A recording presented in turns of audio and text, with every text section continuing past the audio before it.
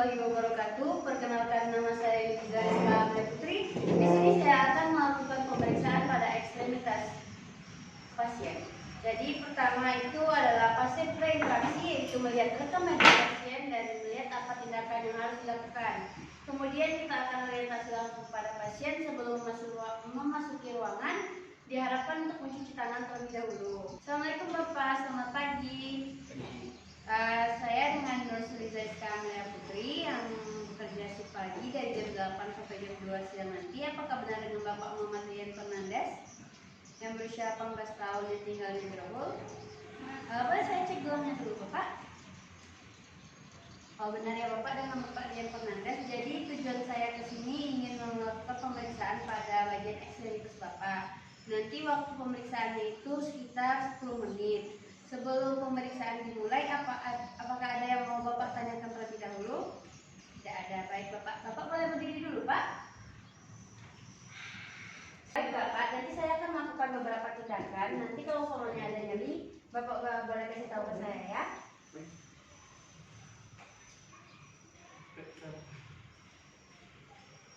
Ada nyeri Bapak?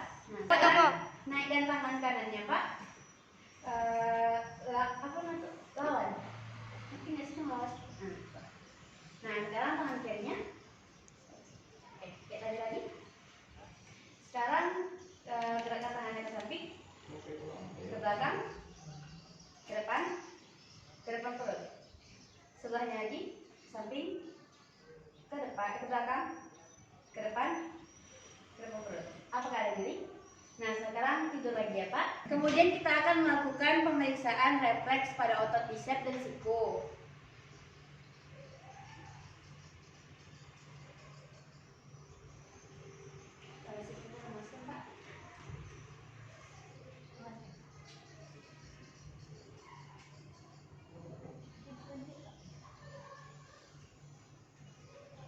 Nah, sekarang kita ke perabaan. Nanti ada di perabaan ini ada halus, kasar, dan tajam. Bapak lidahnya Pak. Ini, ini, telapak tangannya.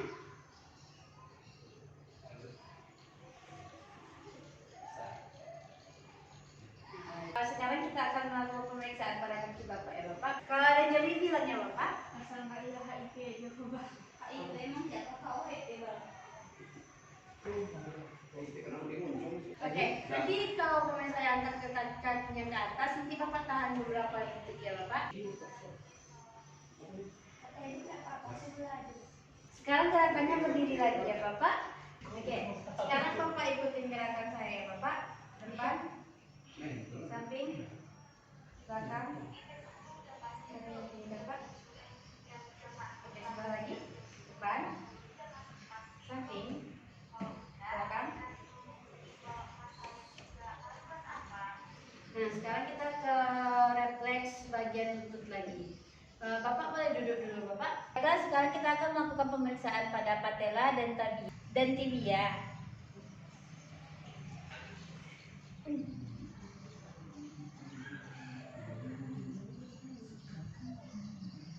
Nah, sekarang kita akan melakukan perabaan pada kaki. Nanti kalau umpamanya apa yang terasa bilang ya Bapak. Ini, ini, oh ini,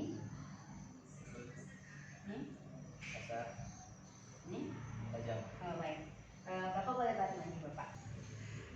Baik Bapak, pemeriksaan pada ekstremitas Bapak sudah selesai. Nanti 2 jam lagi saya akan ke sini. Kalau umpamanya ada keperluan Bapak bisa meminta tolong kepada keluarga Bapak untuk memanggil saya atau saya bisa kepada Bapak. Sekian ya Bapak, saya izin pamit dulu. Jadi hari ini tujuan saya ke sini ingin melakukan pemeriksaan pada jantung dan paru Bapak. Apakah Bapak bersedia? Baik. Kemudian kita akan mencuci tangan terlebih dahulu, kemudian memakai sarung tangan kalau perlu. Nah, kemudian kita akan buka bajunya dulu ya Pak, supaya bisa dilihat dulu keadaan jantung dan parunya. Pertama kita lakukan inspeksi pada dada pasien. Jadi pertama itu kita tengok warna kulitnya, apakah ada luka, apakah ada lebam pada kulitnya, terus kesimetrisannya. Terus kita ukur diameter antara posterior dan anterior. Ini 2:1. yang anteriornya 2, posteriornya 1. Kemudian kita lakukan pengecekan dari infeksi itu pergerakan dadanya apakah normal atau tidak. Setelah itu baru kita tengok pola napasnya juga di dada. Apakah itu tuh setelah kita nengok pola napas, terus kita cek irama napasnya, kita tengok baru kedalaman napasnya. Setelah itu kita akan melakukan palpasi pada dada. Nah, kemudian kita lakukan palpasi, yaitu pertama ekspansi pada dada. Kalau nyeri bilang ya Pak.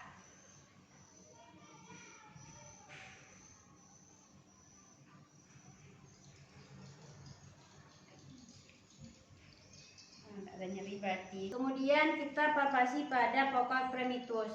Nanti tarik nafas dalam ya Bapak. 1, 2, 3. Hembuskan. Tarik lagi. Hembuskan. Kita akan melakukan palpasi pada ictus cordis. Nah, pasien disuruh menyebutkan angka 77. Oke Pak. Udah bilang 77 ya Pak? 77. Lagi? 77. Lagi? 77. Lagi? Lagi? 77. Sekali lagi? 77. Oke. Kemudian kita akan melakukan 3. Kemudian kita akan melakukan perkusi pada ruas-ruas rusuk.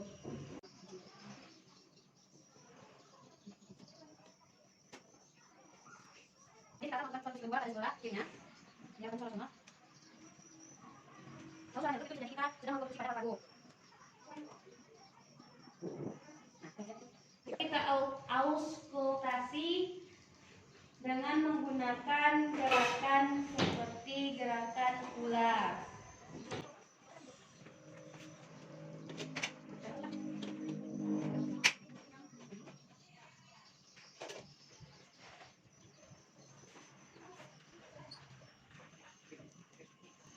Nah, kemudian kita akan melakukan pengecekan dada di bagian posterior ya Bapak. Bapak diharapkan duduk dulu. Kemudian pada pemeriksaan dada dan jantung di bagian posterior, kita melakukan inspeksi dulu. Nah, kita lihat warna kulit. Nah, dia warna kulitnya ini kuning kecoklatan.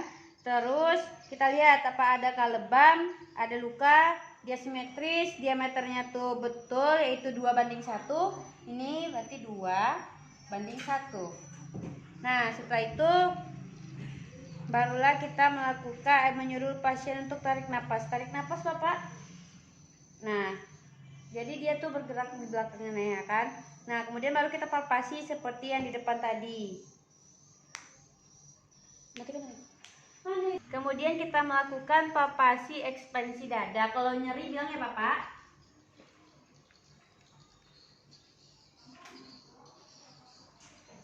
Kemudian palpasi vokal primitus. Coba tarik nafas Bapak. Turun. Tarik. Hembuskan. Nah, kemudian kita akan melakukan perkusi pada area dada.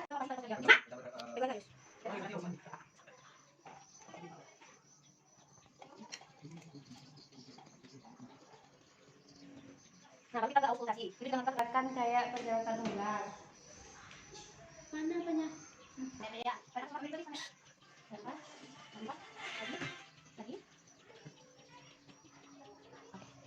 Jadi tujuan saya ke sini itu ingin melakukan pemeriksaan pada kepala ibu. Gunanya itu untuk melihat secara dini apakah ada gangguan pada kepala ibu atau tidak. Sebelumnya ada yang mau ibu tanyakan terlebih dahulu? Ibu bersedia kan dicek kepalanya? Bersedia ibu. Jadi waktu kita ini lebih kurang 15 menit ibu. Bentar ya ibu, saya siapkan alatnya dulu. Sebelum kita melakukan tindakan ini, kita cuci tangan mengenalkan terlebih dahulu. Nah, baru kita lakukan tindakannya.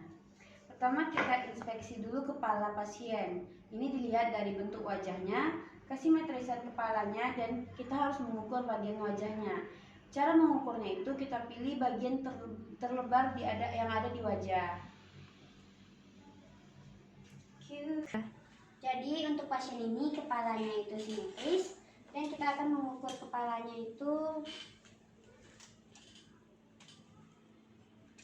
Angka nolnya itu sejajar dengan tulang hidung. Bisa Ibu.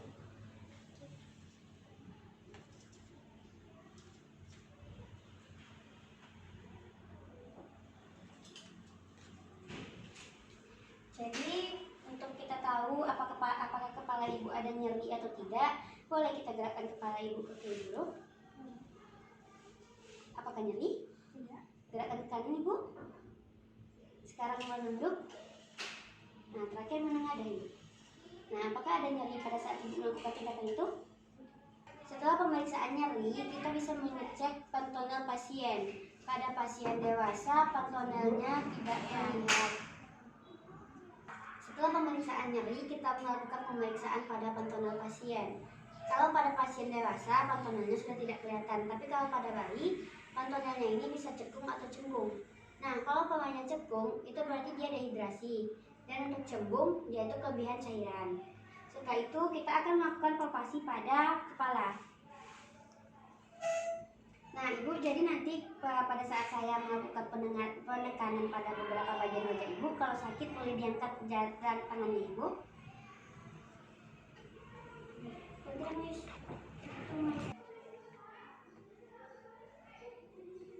Boleh diangkat kepalanya Ibu.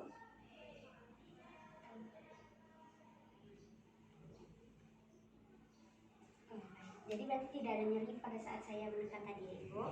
Nah, selanjutnya kita bisa melihat pertumbuhan rambut.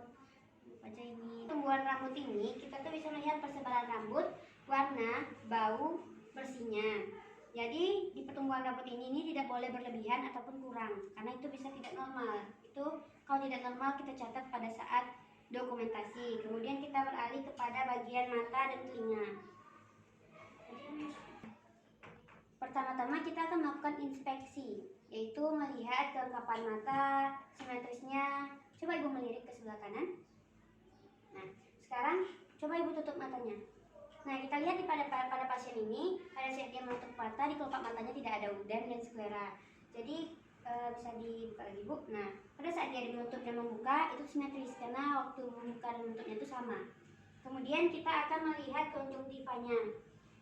Boleh Ibu mengarahkan melihat ke atas. Ini sih Ibu. Untuk pasien ini konjungtivanya itu normal karena berwarna merah muda. Nah, setelah itu kita lihat skleranya. Sklera ini adalah bagian putih. Lihat ke atas Bu. Pada pasien ini skleranya itu mengalami gangguan dikarenakan pada bagian skleranya itu tertutupi dengan warna kuning. Nah, itu kita catat di saat dokumentasi. Setelah itu kita akan melihat iris matanya. Iris mata itu adalah bulatan coklat yang ada di mata. Jadi ini menggunakan pen light. Bisa lihat lurus ke depan aja Ibu. Kita melihatnya itu pen lightnya diarahkan dari samping.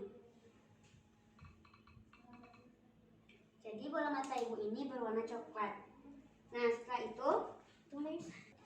itu kita akan melihat pupil mata.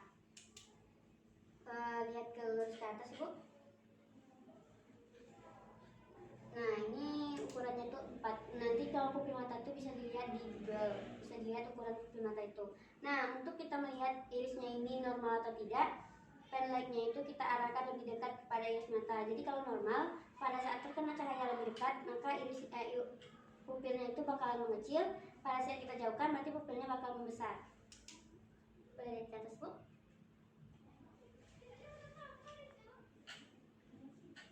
Nah, ini pasiennya tuh normal, soalnya pada saat cahaya didekatkan, pupil matanya mengecil.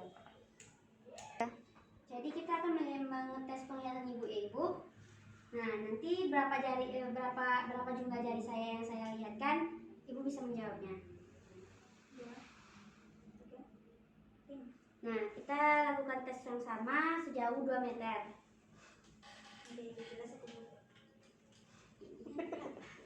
Kenapa? 2, 5, 4, 1. Oke, penglihatan Ibu normal ya Ibu. Nah, sekarang kita akan beralih pada pengecekan telinga. Pada pengecekan telinga, pasien diharapkan untuk duduk.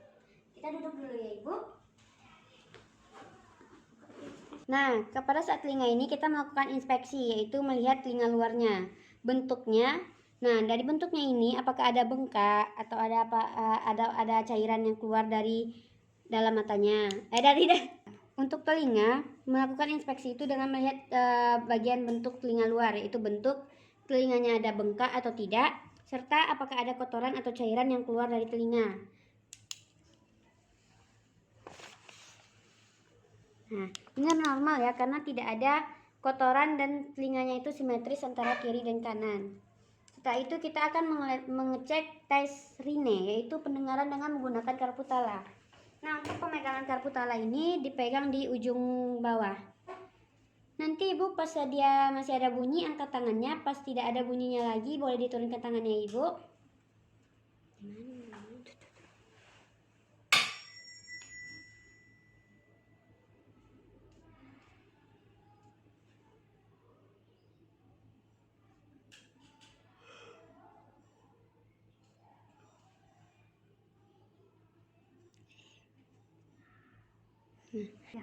Nah, untuk normalnya itu hantaran pada tulangnya itu lebih cepat berhenti daripada udara. Kemudian kita akan palpasi bagian telinga. Jadi palpasinya itu kalau nyeri angkat tangan ibu.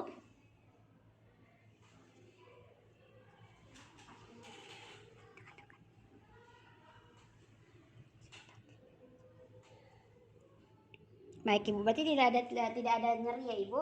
Nah, sekarang kita kembali kepada posisi semula. Nah, selanjutnya kita akan melakukan pemeriksaan pada hidung pasien. Nah, ditengok dulu, inspeksi dulu, yaitu tulang hidungnya itu simetris atau enggak. Kalau yang enggak simetris kita catat di dokumentasi. Setelah itu baru kita pakai pen light lagi untuk melihat ke dalam lubang hidung. Nah, ini kita bisa mengecek apakah ada pendarahan, ada polip, ada udem atau segala macamnya.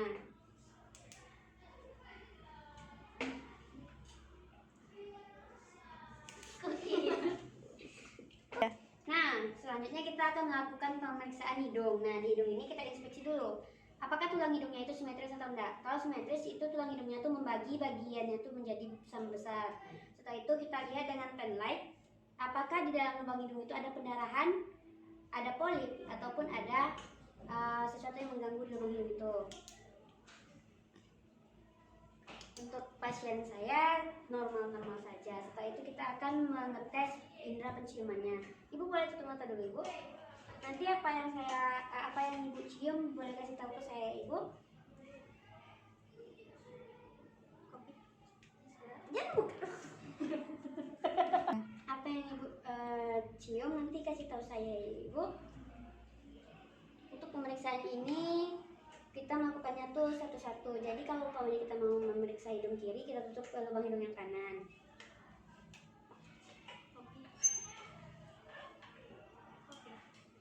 Berarti masih normal ya penciumannya. Nah, setelah itu kita akan infeksi ke bibir, lidah, dan rongga tenggorokan.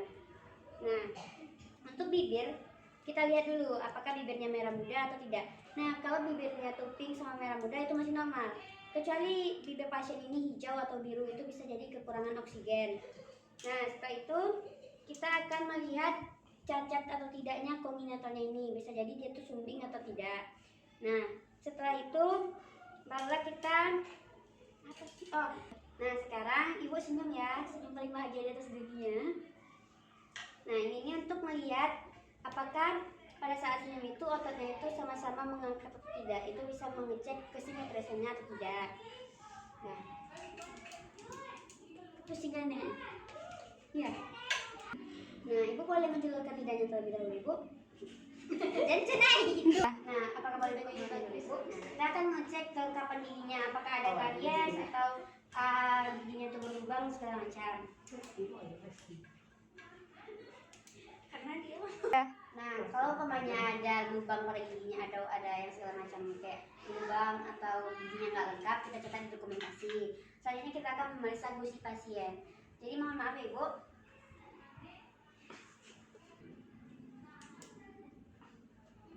Nah, pemeriksaan gusi ini untuk melihat apakah ada pendarahan atau tidak. Selanjutnya kita akan melihat lidahnya. Ibu boleh dijulurkan lidahnya sebentar ibu. Nah, ini kita akan mengecek apakah lidahnya pink, simetris atau tidak. Nah, selanjutnya kita akan Nah, sekarang kita akan melihat tonsilnya. Jadi ibu julurkan lidah sambil bilang A gitu ya.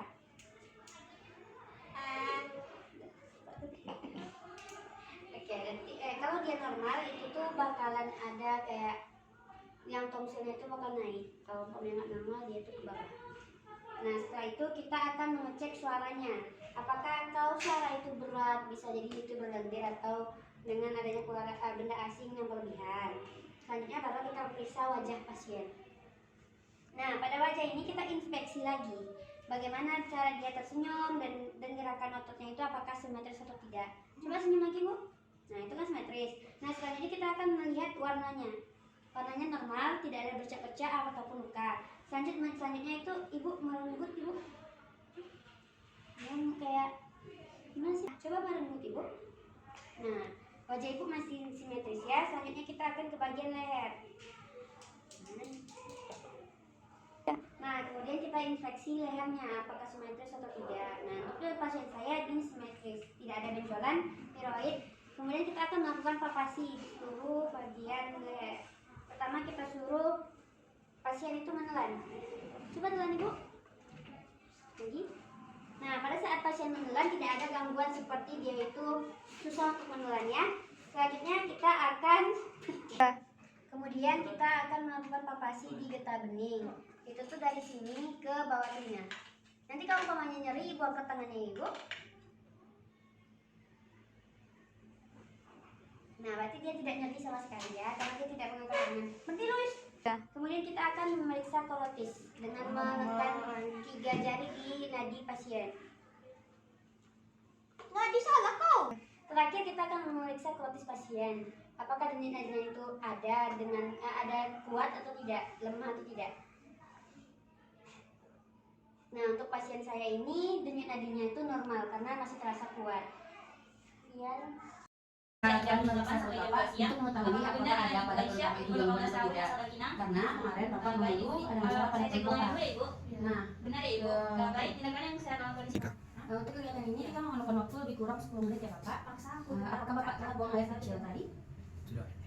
Baik Bapak, jadi untuk kegiatan ini kita perlu untuk buka baju Bapak, tapi cuma di area perut. Dan tindakan ini Bapak cukup berbaring saja. Sebelumnya apakah ada yang mau Bapak tanyakan terlebih dahulu?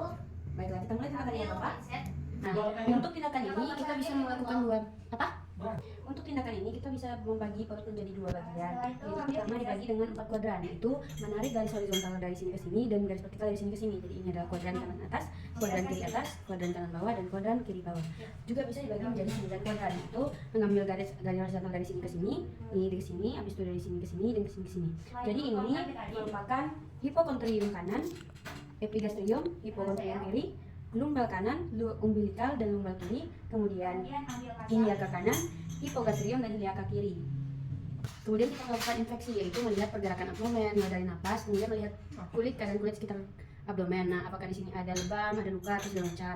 Kemudian kita melakukan augustasi menggunakan stetoskop di bagian diafragma. Untuk auskultasi itu menggunakan stetoskop. Nah, di bagian diafragma. Untuk mendengar ini kita dengarkan per kuadran. Gunanya untuk mendengarkan bising usus.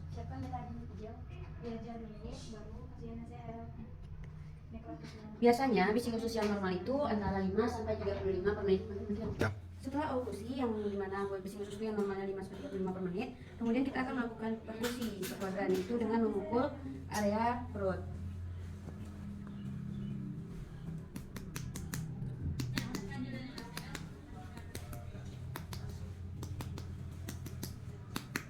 Nah, untuk ini perkusi ini biasanya kalau di area perut itu adalah timpani.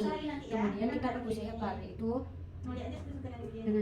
dengan cara dari sini ke bawah, dari bunyi redup ke timpani. Kasihkan timpani redup.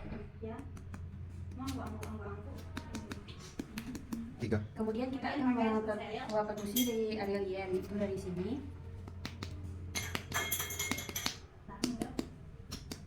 Nah, setelah perkusi selesai, kemudian kita akan perkusi kepada di ginjal pasien. Pasien itu diharapkan untuk mengganti posisinya ke posisi duduk. Baik Bapak, kita ganti dulu posisi Bapak ke posisi duduk ya. Kemudian kita perkusi di ginjal dengan cara tangan dikepal. Apakah sakit Bapak? Di sebelahnya lagi. Apakah sakit Bapak? Ya. Tidak. Baik Bapak, kita balik lagi ke posisi yang awal ya Bapak. Setelah kita melakukan perkusi di beberapa bagian, selanjutnya kita akan melakukan palpasi di beberapa pasien. Palpasi ini dilakukan ringan supaya tidak terlalu nyeri kepada pasien. Tujuannya yaitu untuk melunakkan nekrosis. Setelah palpasi di seluruh area kuadran, kemudian kita akan palpasi kepada heparnya. Jadi, Nekrosis ubun gimana? mohon maaf ya Bapak. Habis itu NaCl. Tiga. Apakah sakit Bapak? Kemudian kita palpasi lagi di daerah liennya. Seperti tadi juga, mohon maaf ya Bapak. Sakit Bapak? Nah, kemudian kita palpasi di daerah ginjal pasien. Tarik nafas Bapak. Apakah sakit? Tarik nafas lagi. Apakah sakit? Dan terakhir kita palpasi di daerah urinaria. Kemudian kita palpasi di daerah urinaria. Keras ya? Lumayan keras ya Bapak. Urinaria Bapak ini sepertinya penuh. Baik, tidak sakit kan? Tiga. Jadi setelah kita melakukan auskultasi, infeksi, dan palpasi pada pasien, maka selesai juga kegiatan kita pada hari ini. Nah, setelah itu kita komunikasikan lagi kepada pasien. Baik Bapak, jadi pemeriksaannya telah selesai. Nanti saya akan kembali beberapa jam lagi untuk memeriksa keadaan Bapak. Namun sebelum itu, apakah Bapak ada pertanyaan terlebih dahulu? Baik Bapak, jadi kalau umpamanya Bapak nanti perlu bantuan, Bapak bisa memanggil saya atau perawat lainnya, atau memencet bel yang ada di sebelah tempat tidur Bapak ya Bapak. Baik Bapak, saya permisi dulu.